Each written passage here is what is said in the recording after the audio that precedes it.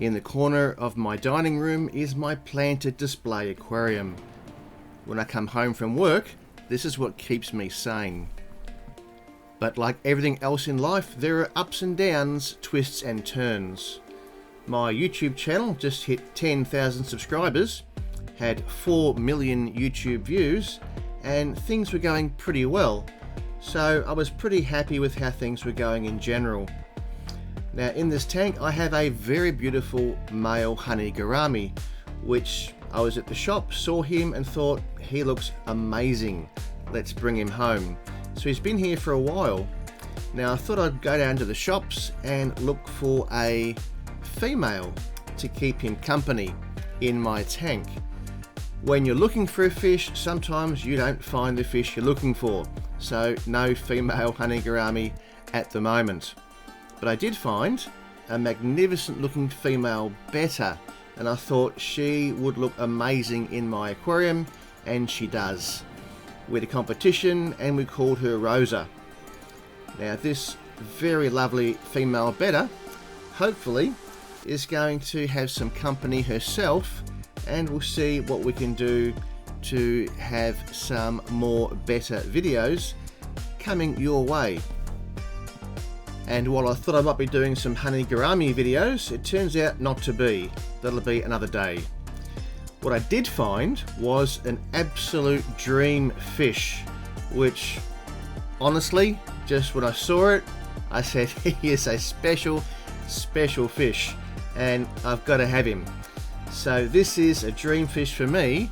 It is a Galaxy Koi betta, which, look, honestly, we don't find many of them in the shops local to where I am, and I've never seen one this good looking. He just looks to me like everything I wish a Galaxy Koi would look like.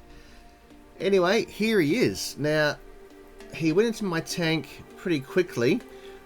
I saw him on a Friday morning, took him home, had to work that afternoon. So he had a relatively short acclimation.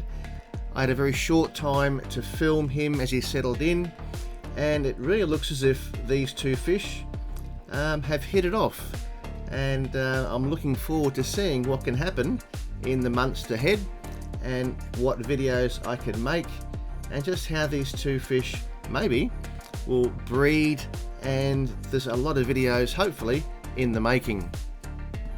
So in the short time that I had, I took as much footage as I could and had to go to work. It does look as if these two fish are going to go very, very well together. All the afternoon I was really excited about this new fish. But 24 hours later, tragedy.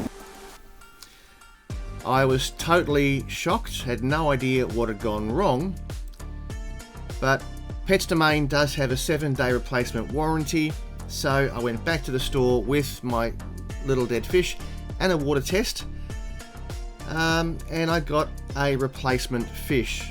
Still devastated, but I got a new fish, which is a nice fish. So this is a second chance, and still I'm devastated. But I gave this fish a much longer acclimation and did everything I could to make sure that this new fish would acclimatise to my aquarium. And all the while I'm just wondering what could possibly have happened to my Galaxy Koi, because he was a very healthy fish, nothing wrong with him whatsoever. My tank seems perfectly fine, so I just don't know what went wrong. So again, new fish into an old established tank. It is worthwhile doing an acclimation. So I've really taken a lot of extra time. This is now the weekend on a Saturday, and I can do that. I've also got a safety net where the male and female will be spending time apart as they get to know each other. So I'm just doing all I possibly can. And then it just got worse. The corridors in my tank started getting barbel erosion and fin rot. I was finding dead endlers in my tank every second day. So it's time to do a full aquarium reset. Sometimes tanks just need to restart because they've just gone completely out of balance. Now, we all talk about water parameters all the time regarding pH and hardness and things like nitrates, but the balance of an aquarium is really a lot more about the living things in the tank, most of which we can't see. The microscopic life forms in an aquarium are the ones who really keep it stable, and their beneficial qualities are what give us a healthy aquarium. And if your aquarium is not healthy, then the odds are that the microscopic animals, creatures living in your tank are just the wrong balance, the wrong mixture, and we've now got pathogens which are in far too great a number, and that is where diseases come from. So I think this tank is now suffering with a bacterial infection, and the best way to address that is to go to where most of the bacteria live, which is in the substrate. It was a long, slow process. It took over 2 weekends, but the gravel is now totally out. All that remains to be done is to remove the plastic under gravel trays, and they should lift out pretty easily and not too much mess after that. So now the bottom is going to be covered with little pieces of a coarse padding, which I've been using to put my Java ferns into. The pads have little cuts which I can just squeeze apart. I can easily put the rhizomes into those little cut areas. The pad grips it and holds it, and the Java ferns are held down. And so far I think that the bottom of the tank is going to look pretty hard to spot, that there's no gravel there anymore. And the good thing about these pads is that they will act as a tremendous biological media for bacteria to culture on, and they're going to be very active little areas for the plant roots to spread into and to grow. So the plan at this stage is for my planted tank to be a planted tank with no gravel, just a very fine layer of iron sand on the bottom and a lot of plants growing in these coarse pads. I've also got a number of planters higher in the tank, which I've had both above the surface, and I didn't find they grew that well, so I've put them back below the surface again, where I do find they grow a bit faster and a bit more thicker, more quickly. Plus, little endlers can easily continuously pick algae off the leaves and keep them very clean. So there you can see the last 2 months in my dining room display aquarium. I have had a roller coaster of a time. I've gone from having a tremendously happy time with 10,000k subscribers, 4 million YouTube views, thinking everything's going great, and getting my dream fish, a fish I've really wanted for a long time. And then immediately it all turned to a disaster. And look, when your tank is not healthy and fish are dying day after day, and you can see that it's just not going well, especially in your dining room, there's a horrible feeling. So it's been 2 weeks, 2 months of getting the tank reset, and I'm very happy now at the end of it, 2 months later, that the tank is back to a good condition. Having no gravel means I'm not going to have anywhere near the amount of solid waste building up in the tank. Most solid wastes now will go straight to the canister filtered intakes that'll be collected. When that gets rinsed every couple of months or so, that's out of the system. And as I sell my Java fern plants, I pick up the pads and remove plants for sale. The bottom will be disturbed. Any sediment that it builds up will be swept along, caught up in the canister and taken out of the tank again. So the water quality, I'm pretty sure, will be much higher. So I'm hoping to see that the levels of nitrates will be measurably lower.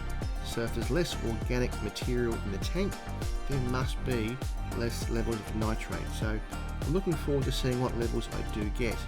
And without a doubt, the tank will be a lot simpler and easier to maintain without having gravel. So I'm looking forward to seeing what's going to happen over the next few months. But I'm still terribly disappointed to have had such a beautiful Galaxy Koi betta in my tank, and then just tragedy not just once but twice, when the replacement bed of the Half Moon also died, and Rosa, so it's just been awful. So there you are, roller coasters. It's not always fun, but hopefully we get out the other side, and like all things in life, you get up and you go again. One of the big takeaways from this whole experience I've just gone through though is that aquariums not only have a new tank syndrome, where they're too clean and they have to establish a bacterial presence in the tank to give it some stability. Not only can they be too new, they can also of course have what's called old tank syndrome, and that simply means, really when you think about it, old tank syndrome can only be from the substrate, because everything else is easily water changed or filters rinsed. So what's left? The only thing left is the substrate, where solids accumulate over time. And look, you're never ever going to be in there with your arms and your elbows deep in the water vacuuming every single centimetre of a substrate. And in planted tanks especially, we don't do that. Plants' roots are designed to get in there and do their magic. But again, tanks can get too old. So in an old tank syndrome, your established fish are the ones that seem to be doing just fine. And it's always the new fish, the new fish, the new fish coming in are always the ones that are suffering and just not being able to assimilate. And it's not just because of the water parameters, it's not just pH and GH, it's also the microbial combination that's in your tank. It's unique to just your tank. There are no two tanks that are exactly the same with the exact same microbiota of microorganisms. So when new fish come into a tank with microbes that for them are a pathogen, and they just can't take it, even though the older fish in your tank are perfectly fine. So old tank syndrome, yes, I've just gone through it, and now I've reset the tank. I expect in the new way I've done things with the no substrate, it should be a lot better to maintain, a lot easier to maintain, and hopefully I'll have good results to share in videos moving forward. And if you're still with us at this late stage of this video, you must love your aquariums. So if you haven't already, please subscribe to this channel, and we'll talk more about fish and plants and other stuff in the videos coming up. Like one of these videos in the corner right now. Click on that one.